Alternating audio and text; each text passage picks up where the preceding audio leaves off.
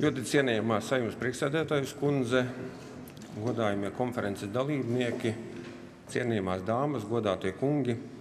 Šodien aprit 75 gadi kopš viena no lielākajiem padomju okupācijas režīma noziegumiem – 1941. gada 14. jūnija deportācijām, kad vienas diennakts laikā tika pretlikumīgi pārvietoti gandrīz 16,000 Latvijas iedzīvotāju.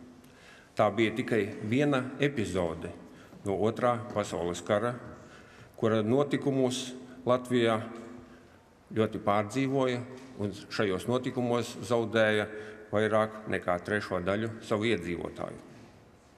Latvija 20. gadsimtā ir divas reizes cietusi smagos demogrāfiskos triecienus, kad pasaules kara laikā simtiem tūkstošu cilvēku bija spiesti pamest savas mājas, un, diemžēl, ļoti daudzi tajās vairs nekad neatgriezās. Ir publicēti pētījumi, no kuru skaitļu tabulām un grafiku līknēm var saprast, cik augsta bija okupācijas varu nozieguma cena. Mēs vienmēr atceramies, ka aiz statistikas datiem ir konkrētu cilvēku likteņi. Kādas emocijas pārdzīvoja izsūtāmie, kas notika šo dienu un šo cilvēku domās un sirdīs, šodien uzzinām no atmiņu stāstiem. Pazemojums un izmisums mijās ar neziņu un bailēm par savējiem, par mīļajiem, par bērniem, par sirmgalviem. Atmiņu stāsti ir piemiņa par tiem, kas neatgriezās mājās. Un vienlaikus tas ir piemērs cilvēcības pārspēkam. Lai gan stāstītāju galvas ir sirmas, gars ir stiprs un mošs. Tie ir Sibīrijas bērni, kas nepadevās toreiz un ir ļoti labs piemērs cilvēka gara spēkam arī šodien.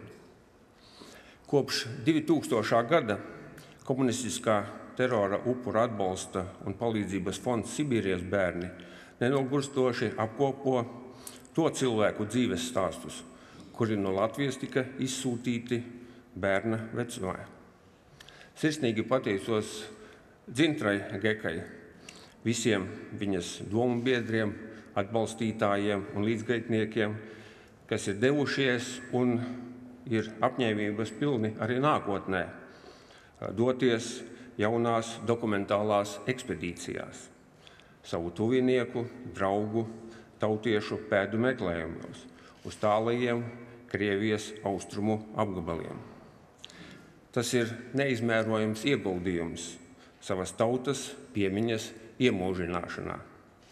Un vienlaikus tas ir vēstījums jaunajiem par to, kas nekad nedrīkst atkārtoties.